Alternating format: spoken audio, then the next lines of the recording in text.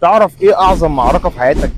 معركة ربنا سبحانه وتعالى امرك تاخدها بنفسك، ودرجتها اعلى من الجهاد في سبيل الله، واسمها جهاد النفس.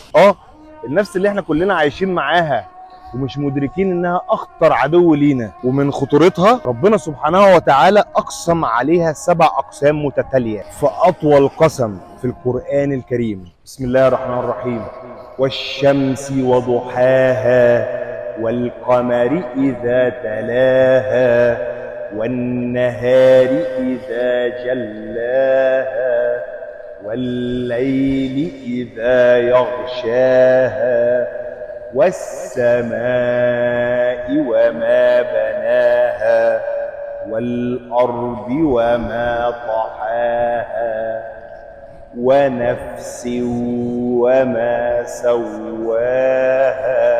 أقسم الله ب7 آيات كونية بس علشان يقول لك بعدها: فألهمها فجورها وتقواها، قد أفلح من زكاها وقد خاب من دساها. هي دي المعركة الحقيقية، تزكيها تفلح، تسيبها تضيع. ثانية واحدة بس عشان السنارة شبكت. واحد يقول لي: يا عم هادي، الهداية دي رزق، وربنا نفسه قال الله يهدي من يشاء، فلما يشاء بقى يبقى يهديني.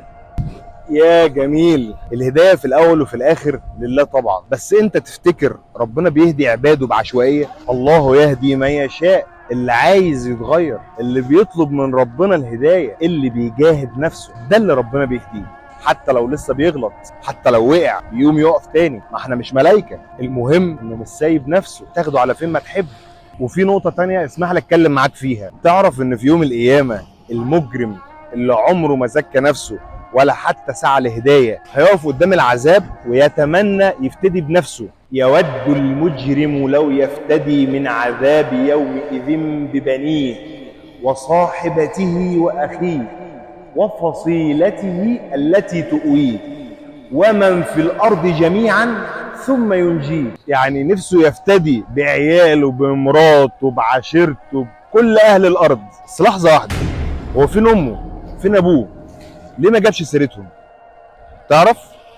لأن حتى المجرم عارف إنه لو طلب يفتدي نفسه بأمه أو أبوه ربنا هيغضب عليه أكتر، علشان ربنا سبحانه وتعالى وصانا كتير على بر الوالدين وبالوالدين إحسانا. تخيل يا أخي، حتى في لحظة الجنون عارف إن في حدود وإن الوالدين خط أحمر.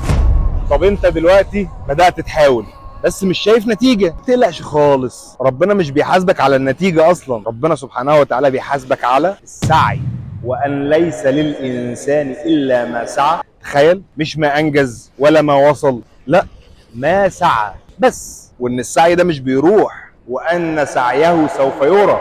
يعني يوم القيامة هتتفرج على زي فيديو كده، كل خطوة حاولت فيها، كل دمعة ندمت بيها، كل مرة قاومت فيها النفس حتى لو ضعفت بعدها. ربنا سبحانه وتعالى بيقول لك المعركة جواك، والنفس دي يا هترفعك يا هتدمرك، والقرار في ايدك.